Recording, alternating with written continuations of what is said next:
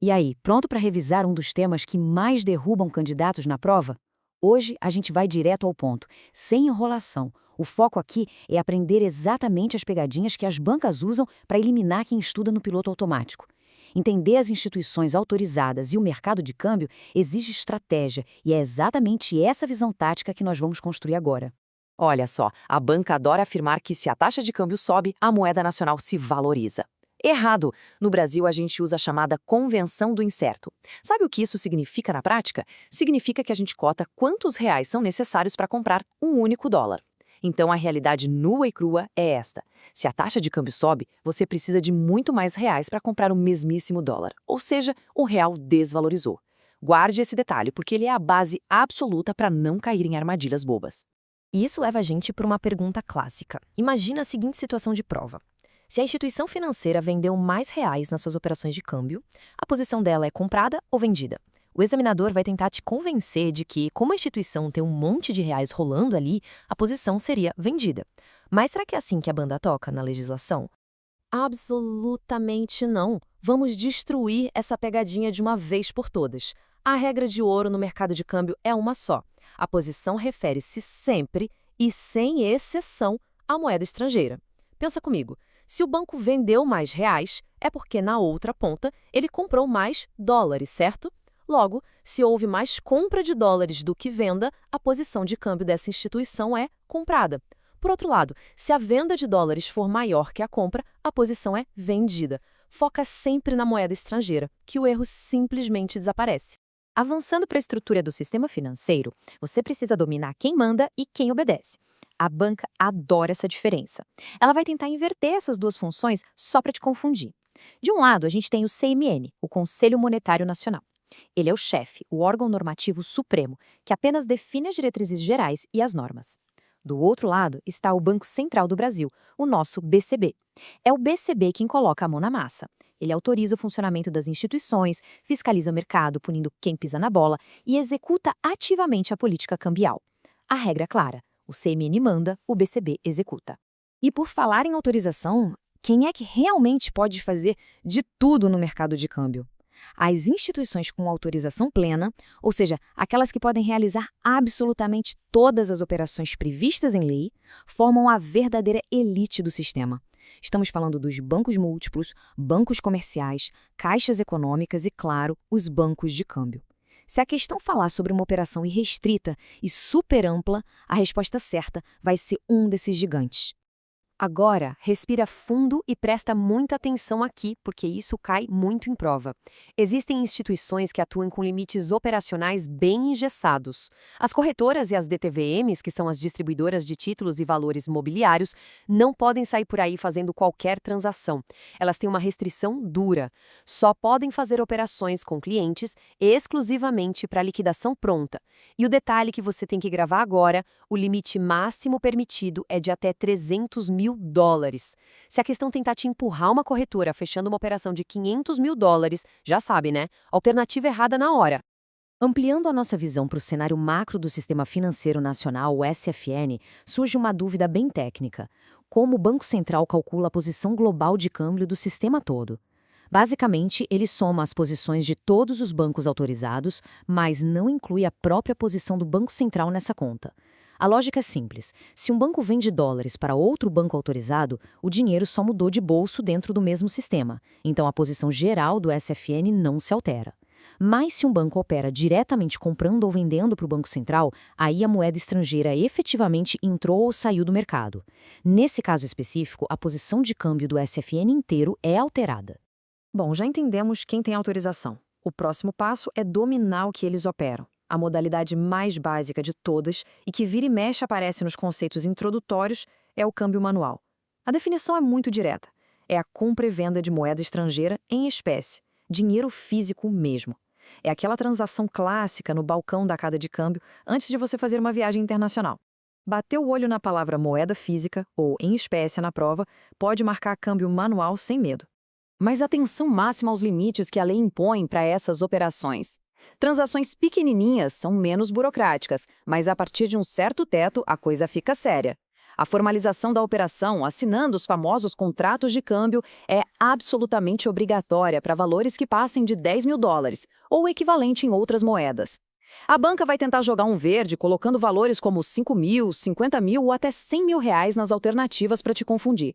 O número inegociável que garante o seu ponto é sempre 10 mil dólares. Saindo do câmbio manual, existem duas operações financeiras mais parrudas que marcam presença constante nas provas. A primeira é a arbitragem. Pensa nela como a estratégia de lucrar com a diferença de preços da mesma moeda em mercados diferentes. Você compra onde está barato e vende onde está mais caro, tudo em frações de segundo. A segunda envolve os contratos de ACC e ACE, que são a salvação para antecipar recursos para quem exporta. Se a empresa precisa de dinheiro para produzir a mercadoria antes do embarque, ela usa o ACC, que é o adiantamento sobre contrato de câmbio. Agora, se a mercadoria já foi embarcada, o mecanismo muda para o ACE, adiantamento sobre cambiais entregues. O segredo aqui é a linha do tempo, antes ou depois do embarque. Com essa base bem firme, a gente chega num nível mais avançado. E eu tenho uma pergunta estratégica para você. Imagina que o mercado entra em pânico e o dólar dispara lá no teto. Como é que o Banco Central consegue intervir, acalmar os ânimos, sem precisar torrar as nossas preciosas reservas internacionais em dólares físicos? A mágica acontece através dos swaps cambiais. E dominar isso aqui é como ter um superpoder na prova. O BC usa derivativos para atuar no mercado sem mexer em dinheiro vivo na hora. De um lado, a gente tem o swap tradicional. O Banco Central usa essa arma pesada para conter a alta do dólar. Ele atua no mercado futuro como se estivesse vendendo um caminhão de dólares. Do outro lado, temos o swap reverso, que é usado justamente para enxugar a liquidez quando o dólar cai rápido demais. Isso evita que a nossa moeda estrangeira despenque e prejudique os exportadores. São duas ferramentas buscando equilíbrio, mas remando para lados opostos. E olha, a banca vai além do conceito básico. Ela quer saber exatamente quem paga o que nessa brincadeira. No swap cambial tradicional, como o BC quer acalmar quem está com medo da desvalorização do real, ele se compromete a pagar a variação cambial, ou seja, ele assume o risco da alta do dólar e, em troca, recebe dos bancos os juros da taxa DI. Já no swap reverso, inverte tudo. O Banco Central é quem paga os juros da taxa DI aos investidores e recebe a variação cambial. Entender esse fluxo de pagamentos e recebimentos é o que separa quem chuta de quem acerta com convicção. No meio de todo esse sobe e desce, qual é a taxa que serve de bússola para o mercado?